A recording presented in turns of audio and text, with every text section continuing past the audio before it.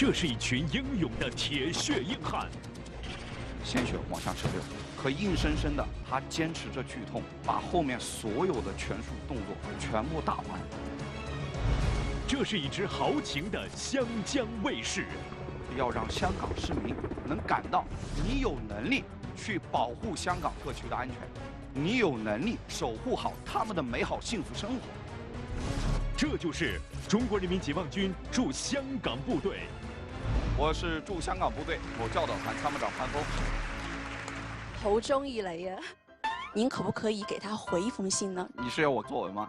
看完这部电影之后，写一篇影评的话，您会怎么写呢？又要写作文了。给您出一个论文。我觉得这个开讲了，我们应该换开考了。挑选战士的时候有标准吗？马步的要标准，大腿要放平。感觉您这下面坐了个凳子似的。1000下开始。驻港部队就像是影子部队一样，相伴相随，始终在你身边。幸福是奋斗来的，所以当我们在享受的幸福的时候，千万别忘了，为了我们这份幸福，有多少人在做出牺牲。守护幸福，承载梦想。本期演讲者潘峰。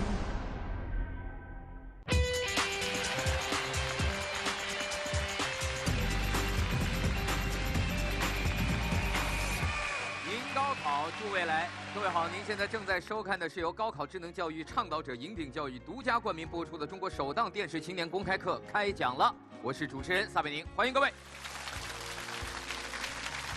萃取植物精华，科学气血双补，感谢熬夜标配的云南白药气血康口服液对本节目的大力支持。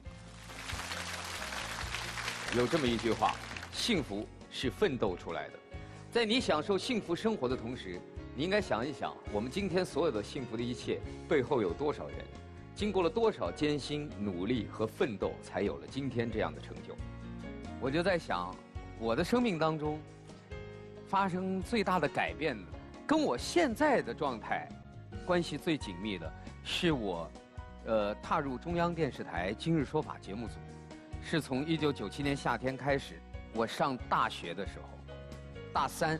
接到了节目组筹备的时候打来的电话，说希望能够有更多的年轻人加入到这个团队中。但是1997年夏天，我想对于很多中国人来讲，那一年都有一件让我们共同感到幸福的事情。7月1号，香港回归。就在那天晚上交接仪式当中，最重要的一个仪式，就是由中国人民解放军驻港部队正式接管香港防务。作为这样一支特别的队伍，我们的驻港部队被香港市民现在称为是湘江卫士。那么这样一群湘江卫士，多少年轻人把自己最美好的青春奉献给了这个军营。那么今天我们就请这其中的一位作为代表来和我们分享一下。掌声有请我们今天的开讲嘉宾，中国人民解放军驻香港部队某教导团参谋长潘峰，有请。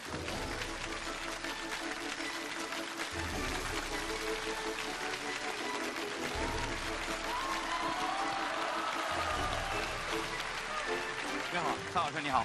你好，你好。谢谢各位，谢谢各位，请坐，请坐。您看着我，我紧张。那我看着大家，我看着大家。照片上没这么高啊。您看的是半身还是全身呢？我看的就是你穿那个迷彩服。那摄影师从高处给我拍的，角度非常。驻港部队的战士们，这个挑选战士的时候有标准吗？男兵必须要达到1.70米以上。我压线了，我压线。您满足，您满足，您这绝对满足。所以您是哪一年加入的这个驻港部队？我是08年12月份加入的驻港部队。那也是10年前的事儿了啊，那差不多是的。我看您的这个介绍说是某教导团的参谋长，教导团是做什么工作呢？主要我们教导团的任务就是负责训练驻港部队所有的新兵。驻香港部队是有一个先训后补的体制，先训后补的意思就是先训练后补充。哦，不是说先到了这个驻防的营地，然后再开始训练，是训好，先训好再进入营区。对，都有些什么培训？我这个问题问的有点危险哈。万一潘参谋长说来，你试一下吧。这样吧，我别这样吧，没有这样吧，没。练点没那么危险的吧？啊，不危险，很安全。打的人是安全，被打的那个练基础都很安全，先把基本功打扎实。比如说呢？扎马步。扎马步？对，马步推穿见过吗？是干什么？扎着马步啊，2个手一手一块砖。扎着马步。对，您这马步要来，这个马步的动作要标准，要再低一点。哇！大腿要放平。感觉您这下面坐了个凳子似的。那必须的，必须的。然后现场有没有带砖的？还真有哎。你们是哪个节目的？你们是自己人吗？要不我们试一下？试一下。对，首先把马步扎平。对对对，哎，好，哎，很好。先把砖头收到腰腹的位置。好，按照我的动作要领啊，冲拳，1、2、3、4。好，观众朋友们，下面1000下开始。多少？1000下。来，没事，您可以开讲了。现在，对，您讲着，我在旁边打着。不年轻了，不年轻了，待会腰痛，腰痛。我坐会儿，我坐会儿。1000下是您开玩笑，还是战士们真的要达到这样的训练标准？他们最多要有这样的训练量。哦，这个刚做都挺简单。我跟你讲，再下来的那一下，就刚才这一下，我就觉得有点发软了。您要再蹲一下，估计你就起不来了，自己起不来了。关键还有这样的同事来搬砖，不容易。是当兵不容易，当兵不容易。对，所以要训练1年在您那儿。对，然后才能正式进入防区，作为驻港部队的。对，履行防务。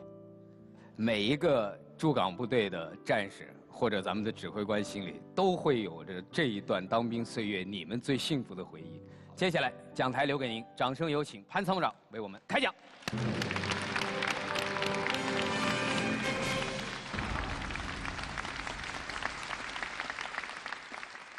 大家好，我是驻香港部队某教导团参谋长潘峰。刚才萨老师谈到1997年，1997年的时候，萨老师在大学，啊，1997年的时候，我还是一个小学毕业生。那一年几乎所有的事情都跟香港回归有关系，比如说我的小学考试的作文题目叫《香港回归了》，在那篇作文里，我的憧憬，如果有机会，我能到香港这样一个国际化大都市去看一看，去感受一下，我想那是我们幸福美好生活的多么美好的一面啊！梦想是要有的，万一实现了呢？11年之后，我真的实现了。我以一名驻港军人的身份来到了香港履行防务，来到了当时在电视机里看到的驻香港部队进驻当中的那一员。非常幸福，但是刚来驻港部队，给我最大的感受，不光光是有光荣和骄傲，还有对香港这么一个特殊法治环境的这么一个认识，跟我们当时在内地的时候感受不一样。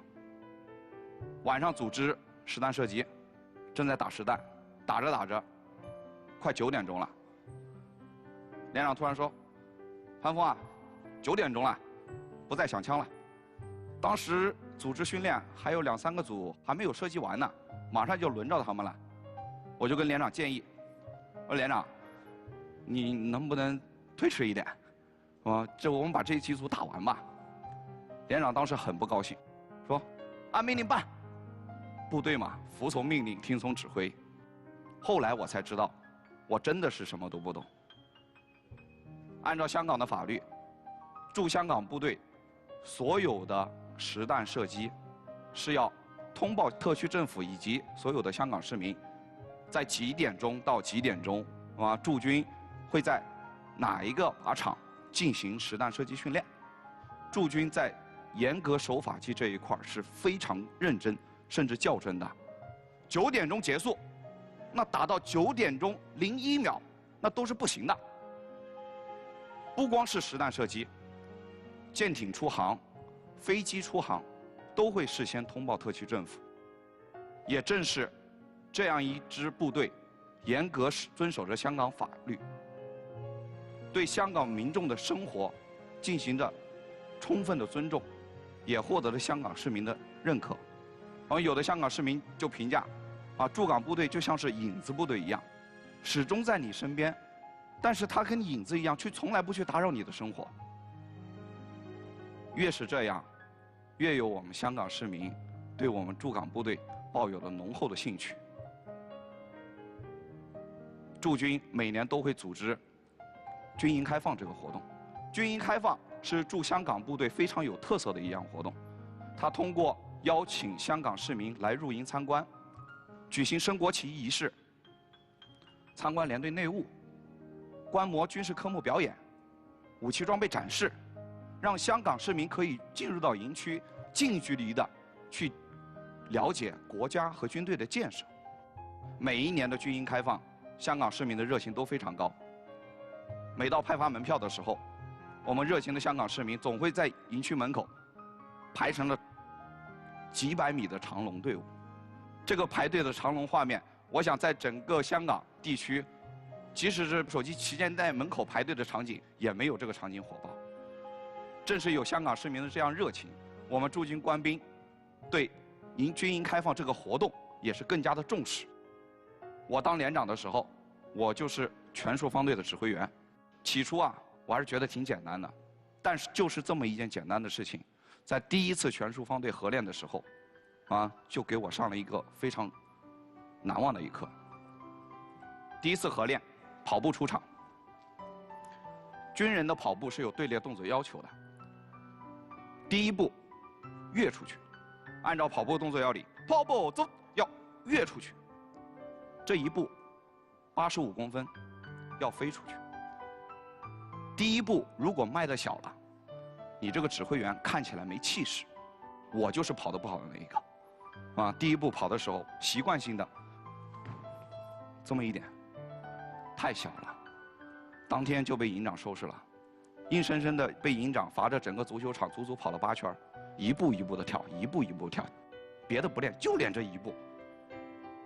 完事儿之后，给我做思想工作，他说在香港这么一个国际化大都市，我们的军营开放是面向香港市民的，同时也是面向全世界的。在驻港部队，再高的标准都不叫高，你是什么样，就知道了中国人民解放军是什么样。你这个时候不是代表你个人，你代表的是这个部队。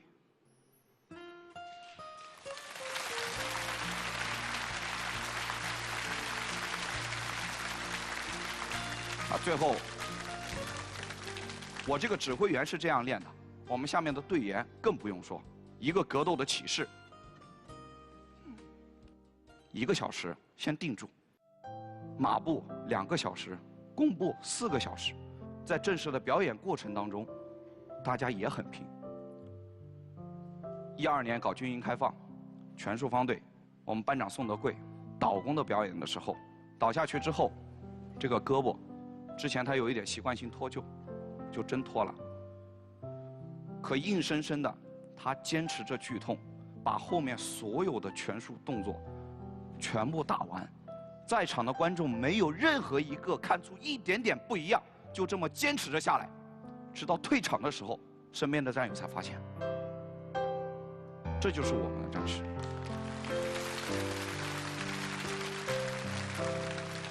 13年的时候，猎人战斗表演，一个断板，我们副班长朱绵超一个肘击，把板顺利打碎了，但是板的木屑划到了眼角下面的皮肤，鲜血往下直流，脸上涂着迷彩油，看不出来，后面所有的动作一个不落，全部搞完。像这样的事情，在我们驻军，在我们这个团队，就是为了最高的标准，拿着军人的血性、荣誉感去做这些事。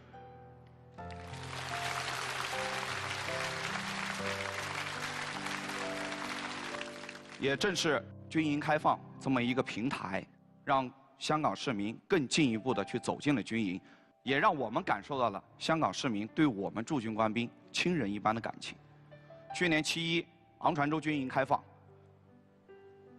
突降大雨，南方的雨来的时候是又快又猛，瞬间整个场上就淋湿了、淋透了，很多市民就穿起了雨衣，然后就躲雨了。但是我们海军的哨兵还在暴雨中坚守着岗位，指挥所准备给各地方哨兵赶紧去送雨衣。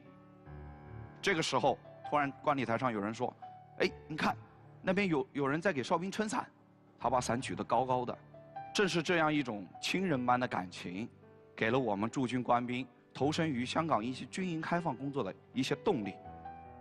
光有感情，那不是我们履行防务的根本职能。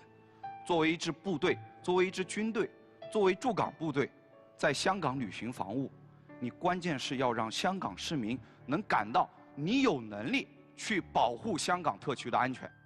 什么是能力？能力对一支部队来说就是战斗力。特种部队的必训科目，直升机机降，在这个机降训练当中，原有的训练要求是你能在直升机悬停的时候抓着绳子滑下来，但是在实战当中，我们都知道，直升机悬停的时间越长，你被敌人杀伤的可能性就越大。2013年，美国有部电影叫《Lone Survivor》，孤独的生还者，它记录了一项真实的作战行动。在这个行动当中，特种部队损失惨重，就是在前方侦察小组被敌人包围时，救援直升机到达目标地域，去实施滑降的过程当中，被火箭弹击中了，整个飞机机毁人亡，一个飞机的特战队员全部都没有了。试想，如果在实战中我们可以减少这个悬停的时间，我们作战的风险就会更小一点。正常一个人从直升机上侧门口滑下4到5秒钟时间，一个特战排，我就算从直升机2路开始往下滑，44秒。那如果想要快，必须要改变这种一个一个下滑的方法，那就是一个接一个，一根绳上可能同时有2到3名队员同时在绳子上往下滑，这当中的任何一个衔接不能出任何一点点问题。绳子上3个人，如果你滑得太快，你把下面那个人踩到了；你滑得太慢，上面那个人下来了，怎么办？在模拟机降平台上，我们去卡时间，这每一步动作精确到0.1秒，最后达到的是30秒以内。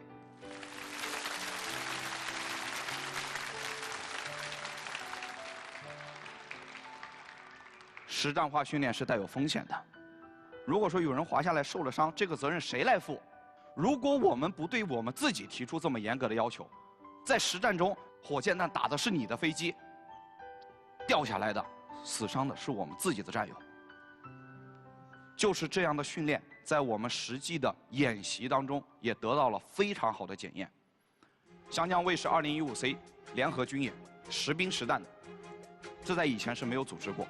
对外开放的军演，有的时候要求往往比我们内部的军演要求还要高。全场400-500位从香港各界请过来的，还有媒体的代表，摄像机都在那里看着。给我们直升机纵深破袭分队的要求是在3分钟之内进入这么一个敌火交战区，给你3分钟时间，直升机带着特战队员赶紧进来，进入之后直升机赶紧走。飞行员提出了要求，你怎么也要给我2分半的时间，那还有30秒就留给了我们。是啊，30秒。这个数字很熟悉，就在刚刚，我们已经在我们平时训练当中已经完成了这30秒，我们是有信心的。那么在这次演习当中，我们特战分队30秒内的要求，在22秒以内就完成了，比预想提前了8秒钟。随着驻军职能使命任务的拓展，2016年和平友谊2016中马联合军演，是驻香港部队首次代表国家、代表军队走出国门，去跟马来西亚军方进行联演联训。在这个训练过程当中，对方提出来了要搞丛林生存和丛林追踪。我们驻港部队那提出来的就是关于城市作战的2个科目，因为这是我们的强项。起初我以为丛林生存、丛林追踪应该说在我们实际训练当中我们也是要搞的，我们也有一定的基础。虽然我们对联演联训很重视，但是我们也没有足够重视。直到有一天，有一次跟我同学通电话的时候，说了一些让我很惊讶的一些话，他说马来西亚的丛林战是很厉害的。我说厉害到什么程度啊？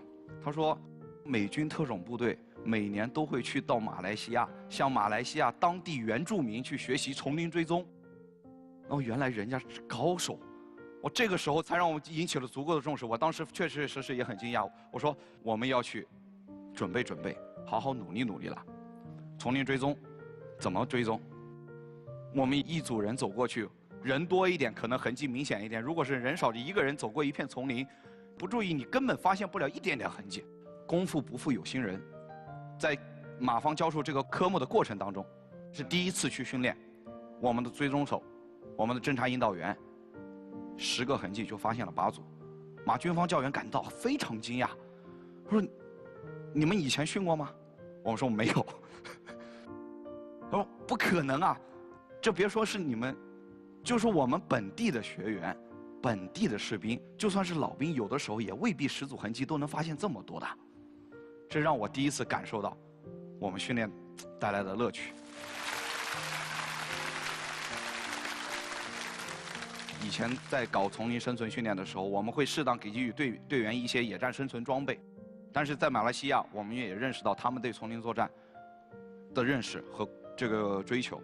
7天时间，穿越100公里，全身上下没有任何战斗装具，只有一把砍刀。这也让我们见识到了人家对实战性要求更高。你没有任何东西，你都能生存；你有工具的条件下，你会过得更好。制作陷阱是我们这个军人在野外生存当中必训的一个科目。如果在野外你没有食物的情况下，你必须要去找食物猎食。那我们以前也制作陷阱，挖了个坑，然后上面铺上软支架，然后盖上茅草，试过好多次，抓到的很少。马方当地的教员，本土的马来人跟我们讲解了一下，你们做的方法都对的，陷阱这样做是没问题的。但是你们少了一个很重要的一个步骤，啊，被他们称为净身沐浴。什么叫净身沐浴？不是脱光了洗个澡，是什么？是要把动物的粪便涂抹在自己的身上，去掩盖人自己身上的味道。因为你人身上有味道，你做的这个陷阱带有你人的味道之后，动物不会靠近的，所以你抓不到。哦，恍然大悟，所有的演习，所有的训练，都是为了证明我们有能力，都是让我们形成能力，让我们去保护好、守护好这份美好。和平时期的训练演习不是为了战争，不是为了发动战争，对于我们军人来说，恰恰是为了制止战争，保卫和平。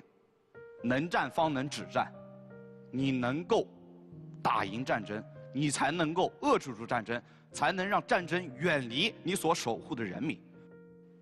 美好的幸福生活，对于我们在座的每一个人来说，你们可能有很多解释，但对于一名军人来说，我相信我们每一名驻港军人在将来的训练、学习、生活当中，一定能履行好驻军法所赋予的职能要求，守护好香港的繁荣稳定。谢谢大家。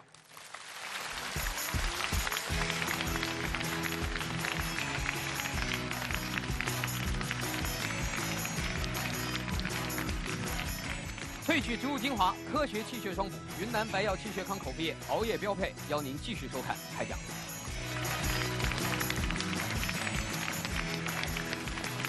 谢谢各位，谢谢各位，请坐。所以你的开讲啊，真的让我们打开了眼界，看到和我们同时代的年轻人。香港回归的时候，你小学毕业？对。你大学毕业？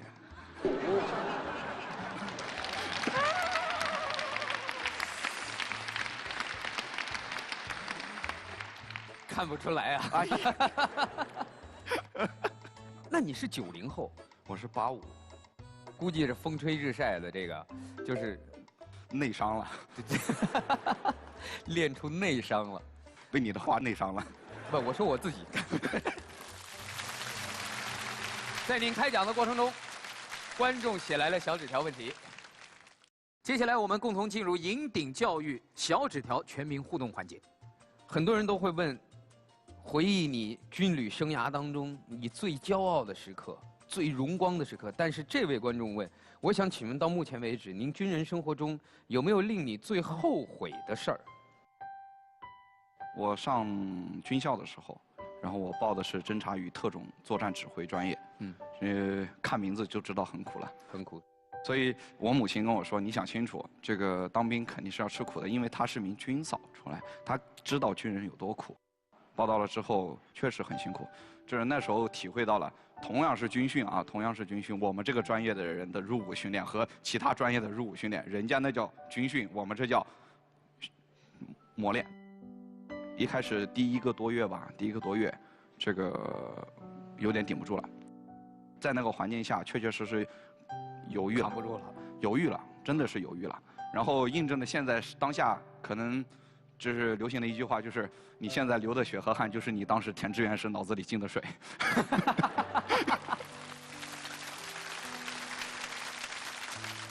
高考的时候分数不算太高，但是也不算差，超过一本线40分，应该算是可以给自己选个比较好的专业。当时做了一件让我最后悔的一件事情，就是我打电话给我母亲，我说妈，我觉得这边可能不适合我，我想退出了。我妈说，你现在想退出，晚了，肯定是不行了，你已经是一名军人了。她给我的是这样的一个回答。我为什么后悔是这件事情呢？时至今日，我走过了军旅生涯的15年，我再回过头来看我当时那片苦，真的不叫苦，那就是什么？只是一个不适应的过程而已。如果说我当时高考填志愿的时候，我是对这个军人这份职业的喜欢，那么现在，我觉得那是一种真爱，因为你爱上了这份美好与痛苦。我后悔就后悔在我当时打了那个电话给我母亲，我不应该。我觉得作为一个流露出了内心的那一点动摇。对，我不应该。首先，作为一个男人，我当时这个退缩是我人生不愿再回想起来的事情。但是从另一个方面，我觉得作为一个儿子，我不应该当时打那个电话让我母亲去担心我。但所幸的是，放下电话，你仍然还是坚守在那个位置，一直到今天。是。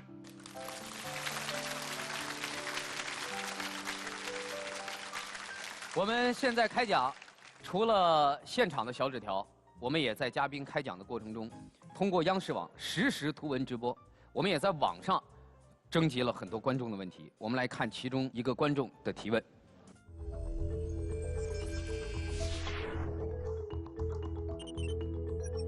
请问，怎样才能嫁给驻港兵哥哥？这个问题首先要实现第一步啊，你要找到一个驻港的兵哥哥。去哪儿找？或者换种思维方式，找到一个男朋友，让他成为驻港兵哥哥。哦，那也就意味着，你的男朋友要1.70米以上。但如果真的是驻港部队的，咱们的官兵，如果是在部队里，能成家吗？还是说你有严格的纪律要求，不能谈恋爱，不能什么的？都可以啊，都可以。所以在您这个训练的新兵当中，有跟自己心爱的人，就是两地，这个很普遍。因为现在进入军营的，他不一定是高中毕业来当兵，有可能高中毕业上大学了，在大学里面结交了男女朋友，然后又过来，再过来当兵，所以有男女朋友是很正常的事情。刚才这位观众他所问的问题，估计也是普遍的，很多年轻的观众心中对自己人生伴侣的一种期待。观众的问题就这些，接下来我要把你交给前面6位青年代表。雨璇，小撒哥好，潘参谋长好，我就是刚刚小撒哥提到的千千万万女生中的一员。就是我特别想知道，为什么男孩子一进入部队就变帅？有个流行词吧，就是不看外貌，看气质。这个外貌是固定的嘛，但是因为穿上了军装，因为在部队进行了锻炼，这个气质不一样了。我不像刚才那位网友想的那么多，想去嫁给一个驻港士兵。我更想问一下，很多人为什么是不敢去找一个当兵的当男朋友？就是跟特种兵谈恋爱，到底是一种什么样的感觉啊？我觉得他是想套出你当年恋爱的时候，你爱人会有怨言吗？你的工作就是在守护别人的美好，所以说你自己的美好，必然要让出一部分。要让出一部分。对，所以有的时候我家属只能说，哎呀，这个你拿枪的时间比抱孩子的时间还长。我天，还是有抱怨。怎么说呢？就是生活上的抱怨带有一种生活上的理解，所以当家属有一些哎呀这个心情不高兴的时候啊，更多的时候只要能有时间去倾听，去听一下，我觉得那已经是很好了。从刚才妻子的抱怨当中，你们听到一个重要信息了吧？有孩子了。孩子今年多大2个月。 2个月。 2个那月。刚出生不久哎。是。哇，祝贺祝贺！男孩儿女孩儿？男孩儿。男孩。对。那以后会不会又是啊？但还早着呢。那还早。人生道路得让他自己走，对，自己走。我觉得从潘参谋长刚才的回答里面，我们看到了一个铁骨男儿的柔情的一面。对。我今天带来了一句情诗，我相信您可能平时也没有太多的机会向您的爱人表达爱意，我相信这期节目他也一定会看。那能不能借着我们的电视机跟您的爱人表达一下自己的爱意？来，参谋长。应该说，亲爱的，你记不起多少年了，真的记不起多少年了。这个当时相识的时候，应该是我俯视着他，然后他仰视着我，那么一种对视，然后没过多久，然后就在一起了。哎，能不能这次算了？不是，是您自己把问题搞复杂了。对。本来说就让你对着镜头跟爱人表白一下，您自己非要写篇作文儿。就此刻，他就站在那儿，你要对他说一句什么？老婆辛苦了。我估计你爱人这会儿抱着孩子说：“少说那没用的，过来抱抱孩子。”下一位，小蔡老师好，小蔡嘉玲。对，您好，潘参谋长您好，我是来自东方之珠的蔡嘉玲。作为一位香港市民，对驻港部队的认识，简单来说可以用3个词来概括，就是神秘、交流和敬重。前期神秘，因为其实驻港部队刚来到香港的时候，大家都不知道，都不了解驻港部队到底是什么，我们没有机会去接触。中期呢，就是交流。刚才您也提到，有很多可以让香港市民去参观的活动。去年7月1号，昂坪洲军营开放那天大雨，其实我也在现场。驻港部队非常贴心，给我们每个人都有礼物袋，里面有雨伞啊，雨衣，所以一下雨我们就套上了雨衣，打着雨伞。其实当时我们看到的驻港部队的官兵在那里没有人打伞的时候，我还有我身边的朋友，其实有做出同样的举动。谢谢。就是现在的那个词“敬重”，我相信这也是很大一部分香港市民的感受，因为知道你们是这样默默无闻的在保家卫国，在守护着香港的市民。还有亲眼看到的你们的坚韧不懈，非常让我们感动的。我也想趁这个机会向潘参谋长说一句：谢谢，你们辛苦了，我们很爱你们。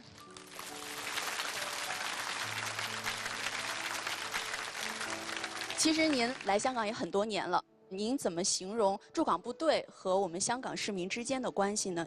就像你说的，一开始很神秘，然后慢慢的加强了交流。现在我们的车辆行驶在这个香港的大街小巷上，有的时候等红绿灯的时候，哎，大家左右手看到，哎，你是个军车，哎，很多香港司机，哎，大家招招手，大家很和谐。在未来当中，这个我相信是越来越好。所以慢慢的，等下一代年轻人通过更多的交流活动，了解了这样一支部队，了解了这支部队驻港的意义和目的，我相信这种关系会越来越融洽。是。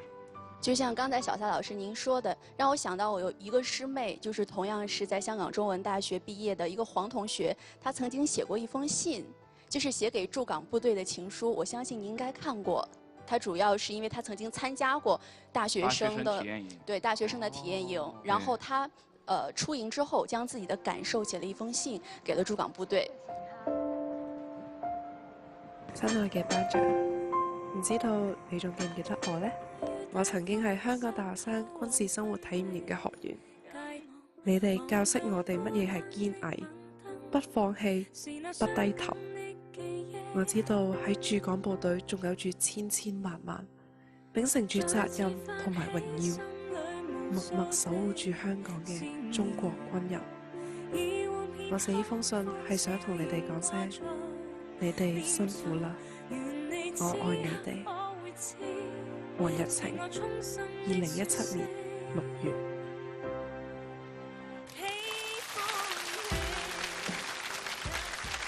哎，那封信你看到过？我看到，真的让我们非常感动，啊，特别是结尾来说，这个欧中以雷啊，这个侯忠以雷，侯忠以雷，就很喜欢你，很喜欢。我想说，在这个时候，您可不可以给他回一封信呢？如果回信的话，您会跟他说些什么？又要写作文了。那封信让我们确实全体驻港官兵感觉到非常暖心。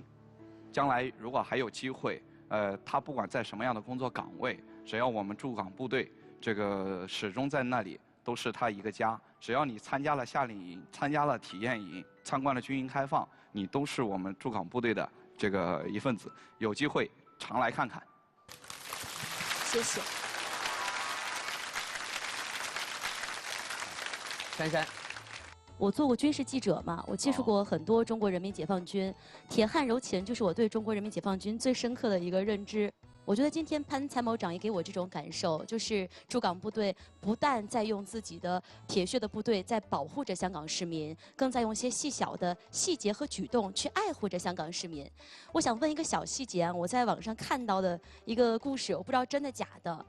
如果说到军营，咱们都能想到军号。对吧？对，因为你们是以号声来作为指令的，就跟学校的下课铃、上课铃一样。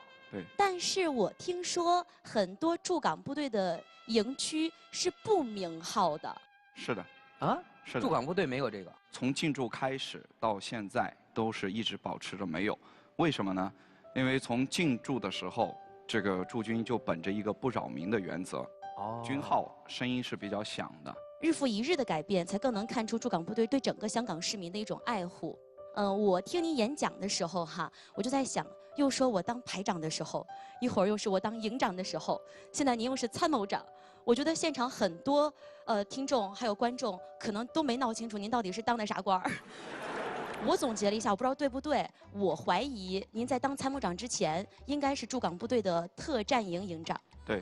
因为现在是和平年代，对，我们很少真的去接触战争，可能我们有生之年都不会有战争，也或许潘参谋长有生之年也不会到真实的战争当中去。您觉得您身上中国军人的狼性体现在哪？中国军人狼性在和平时期是什么？那就是在日常的工作当中，能够全身心的投入到训练当中去认认真真的去把每一个训练把它搞得更好。可能和平时期的训练比战时要求更加严格，同时在面对一些大项任务的时候，能够有一个有我无谁的这种一种勇气。平常的任务来了，不动摇，能完成，这就很厉害。打起仗来就是能完成任务的，没问题。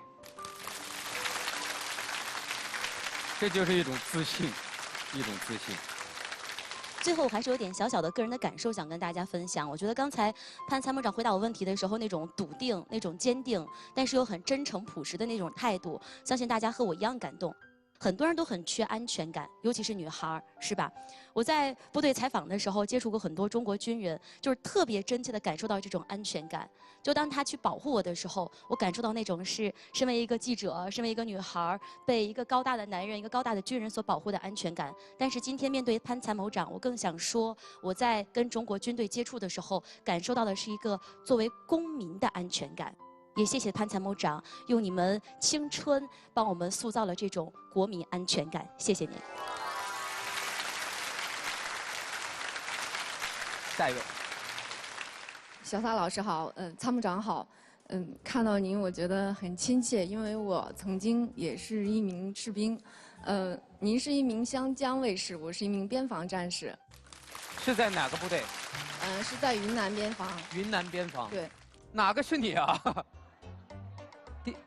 第二个，因为我们，而且你们的发型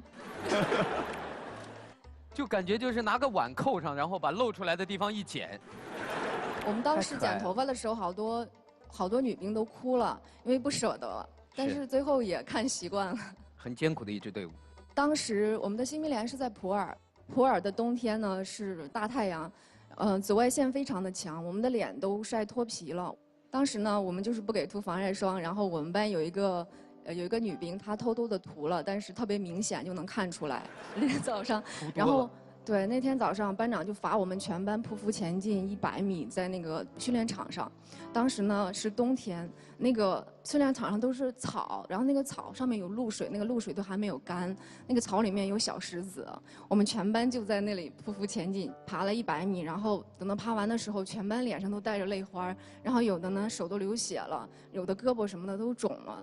然后我们当时就特别不理解，为什么当兵要变成这个样子呢？然后后来班长就跟我们说，只要你进了这个军营，首先你是一名军人，其次你是一名女兵，最后你才是一个女孩子。对，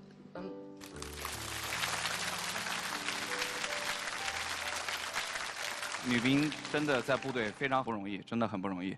到后来那个班长排长们看我们有的晒的实在是太难受了，因为脸裂得太干了，然后就会给我们一些就保湿的东西往脸上涂。但是刚开始的时候，就是为了要训练你这种意志什么的，是不给毛的。你们也不让涂防晒霜吗？不，我要解释一下，我对我们的女兵还是比较关心的。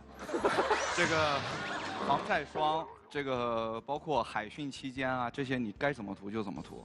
我原来当营长，这支营队有着全陆军首支女子特战分队，因为我自己带的女兵，我也很深的感受。都说实战化训练，实战化训练到了女兵身上，怎么去实战化？女兵能搞成什么样？女兵跟男兵不同啊，她没有男兵那么好的身体基础，那她应该训练些什么？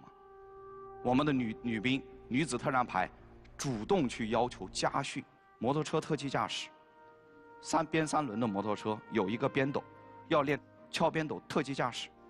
如果遇上障碍物，可以把鞭斗撬起来，避开这个障碍物。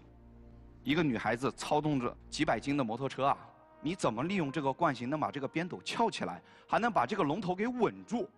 要知道我们在实际训练当中，我们是有这样的风险的，但是我们女兵主动加训，无论是军营开放的展示，还是在实战过程当中的检验，都取得了非常好的效果。你现在已经从部队离开了。对，我现在是公安大学的一名研究生。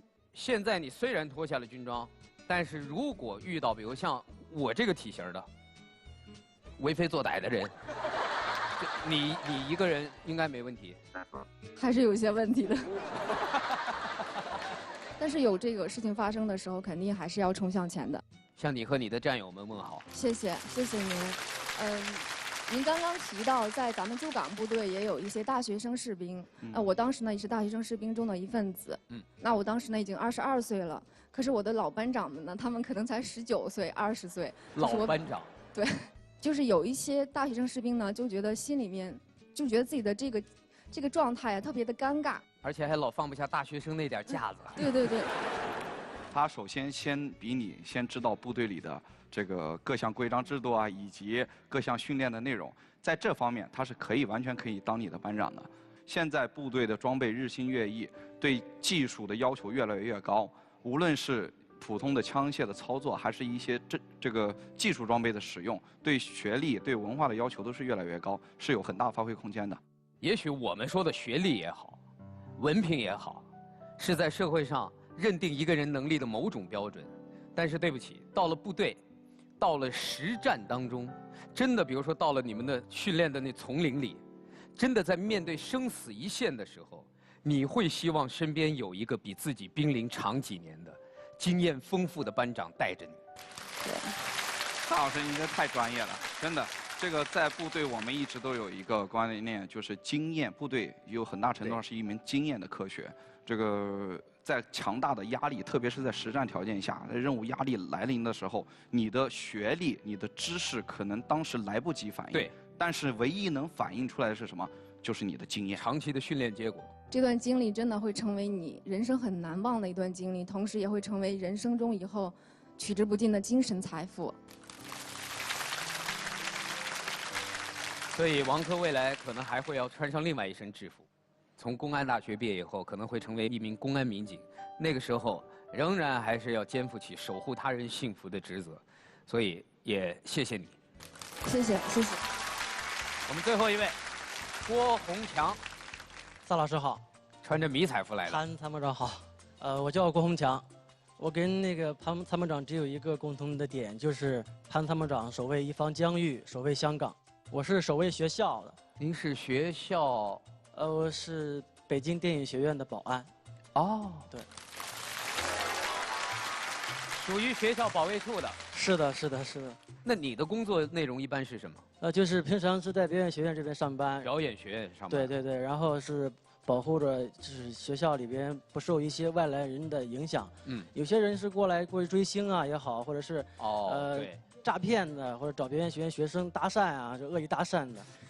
对对对对，这防止他们过来。恶意搭讪的。对对对，有些人就是闲得无聊。对对对，是因为表演系有一些明星学生。对是，然后经常接触到那个演员还有导演这种课程，接触到的挺多的，可能有点不务正业吧，反正就是，我想说就是如果作为一个保安，我想看到大家都那么上进。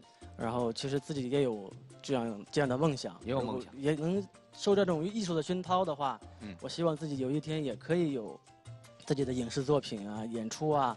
但是我想问参谋长的就是，如果在您的部队里边也有一些不切实际的，就是有梦想的那个年轻人，您是怎么鼓励他？有的时候有些梦想有点跟现实不太能够搭上的。对对对，还是挺遥远的一件事情，反正。还是那句话，就是梦想是要有的，万一实现了呢？就是不想当将军的士兵，对，不是好士兵。对，不管你的梦想是在成长进步这一块儿，还是在美好生活这一块儿，还是在其他什么方面，我们都是鼓励你首先有梦想。这个哪怕梦想大一点没关系，没人会去笑话你。部队嘛，大家都是战友，都是兄弟。那么如果说你至于您想说的不切实际，或者说太过于远大，那我们还是会脚踏实地，一步一步来。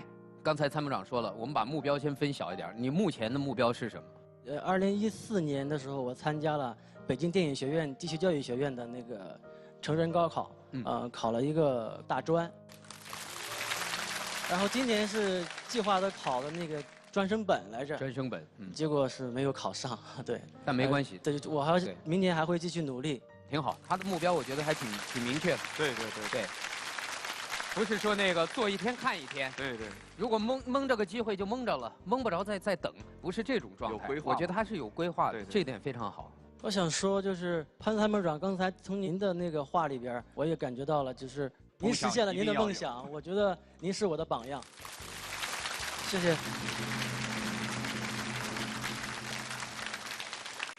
今天我们和潘参谋长一起，近距离的感受了中国人民解放军驻香港部队这样一支从香港人眼中神秘，到交流，到敬重的部队。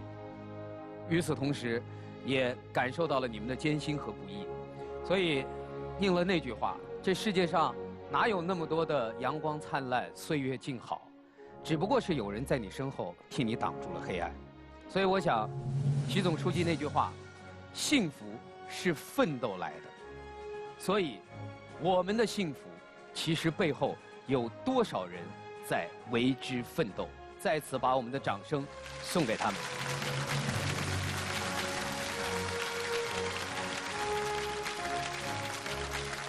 谢谢，感谢收看我们这一期的开讲，下一期再见。